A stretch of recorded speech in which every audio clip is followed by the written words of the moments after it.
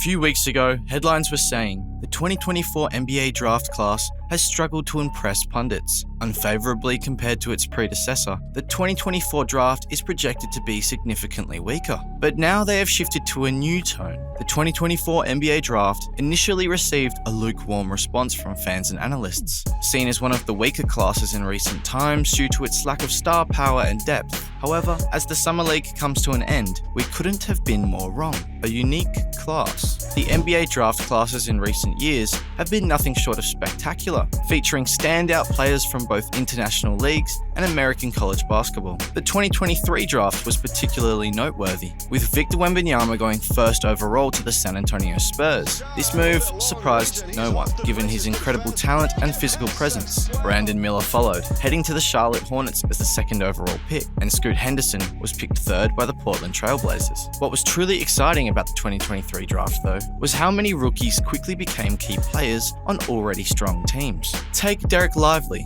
for example. He took on the starting center role for the Dallas Mavericks and developed a strong connection with Luka Doncic, becoming an integral part of Dallas's strategy. Jaime Jaquez Jr. also made a seamless transition into the veteran Miami Heat lineup, much to everyone's delight. And let's not forget Cason Wallace, who made an instant impact as the backup point guard for the Oklahoma City Thunder, playing alongside the 2023-24 MVP runner-up, Shai Gilgeous-Alexander. The 2024 draft created a lot of buzz, and with the likes of Zachary Rissacher and Alex Sarr leading the pack, there was also the allure of LeBron's kid having the possibility of playing with his father. At just 18, 6'8" Rissacher already made waves in France's top division with JL Borg. While there were still questions about his NBA readiness, his potential was undeniable. On the other hand, Sarr, a 7'1" center playing for the NBL's Perth Wildcats, drew comparisons to Jaren Jackson of the Memphis Grizzlies, thanks to his impressive defensive skills that should translate well to the NBA. Then there was Ron Holland,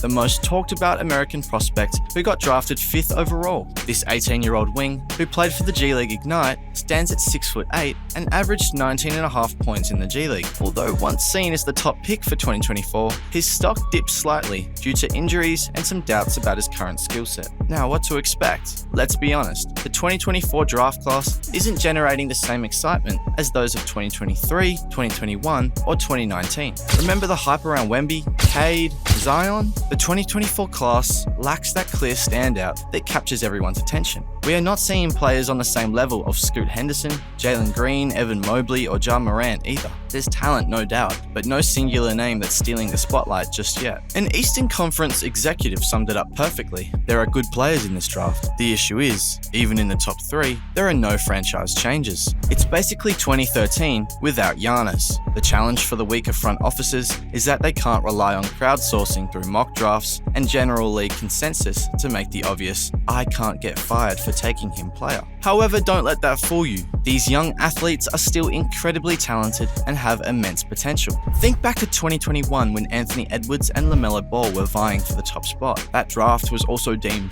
weak. Yet, look at where Edwards and Ball are now, carrying their franchise. What makes the 2024 class particularly intriguing is its depth. The returning college players this year are a stronger group compared to last year. Names like Donovan Clingan, Adam Boner, and Kyle Filipowski are all top-tier talents who got drafted and are expected to make a name for themselves in the best basketball stage in the world. So while the 2024 draft may not have a clear-cut superstar to rally around, it's packed with players who have the potential to shine in the NBA. It's a year where depth and development might just steal the show. It was a wildcard draft. Every NBA draft is a mix of educated guesses, but this year it's especially tough to pinpoint the players with the most potential. Why? Well, a few factors come into play. Due to the extended eligibility caused by COVID-19 and the enticing NIL deals, many players are choosing to stay longer in college. This not only boosts their draft profiles, but also limits the opportunities and visibility for one-and-done talents heading straight to the NBA. Take Alexander Sarr, the number 2 pick, for example. His performance in the Summer League was, to put it mildly,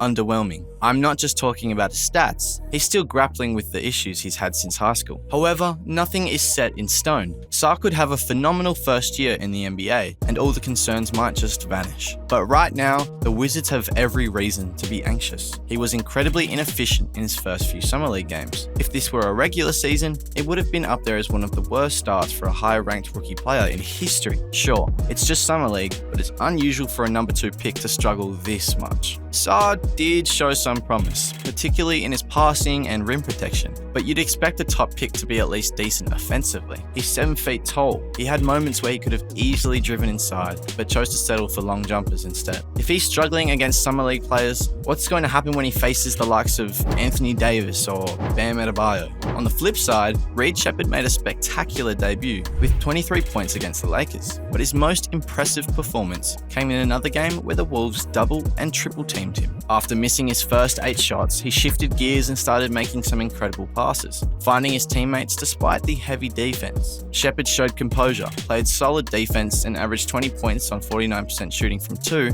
and 39% from 3, along with 3 steals and a block per game. It's these kinds of performances that make the draft so unpredictable and exciting. You never know which players will rise to the occasion and which ones will falter under the pressure. This unpredictability keeps us all on the edge of our seats, eagerly waiting to see who will emerge as the next NBA star. So what about our number 1 pick? He's never talked about. There are different takes on the net about this year's first pick, Zachary Risasher. One that sums up what most people might be thinking is this Reddit user: Risasher is not a very good prospect at all. Mediocre physical tools, not really anything positive on offense, but he's a good defender and has a very good motor and basketball IQ. Risasher is projected number 1 because every other player in the draft other than Sarr has huge question marks about whether they could play in the postseason, and Sarr has no positional value. Risasher becomes the 7th international player to go first off the board, 1 year after the San Antonio Spurs picked Victor Wembanyama. But unlike his fellow Frenchman, Risasher has a completely different profile. In the 23-24 season with JL Ball, Risasher played in 32 games, where he averaged 10 points, almost 4 rebounds, 1 assist and 1 steal in 22 minutes per game. Those are in no way bad numbers, but they aren't amazing either. The initial skepticism surrounding this draft class was understandable.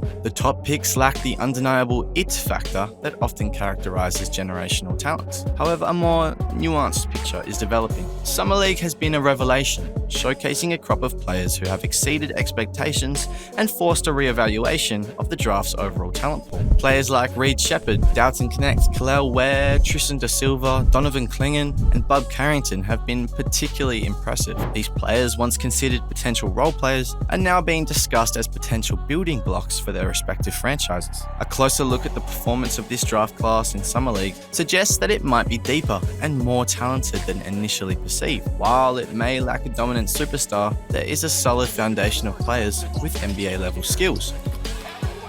Now, Summer League is a small sample size, and the true test will come during the regular season. However, the early returns are undeniably promising. The 2024 draft class may not have been the sexiest on paper, but it's starting to look like it could be a diamond in the rough. And that's a wrap. What are your thoughts on the 2024 draft class? Let us know. If you like keeping up with basketball's young stars, then you'll love what we have in store for you. Join us next time as we look at another up-and-coming NBA wonder kid. Again.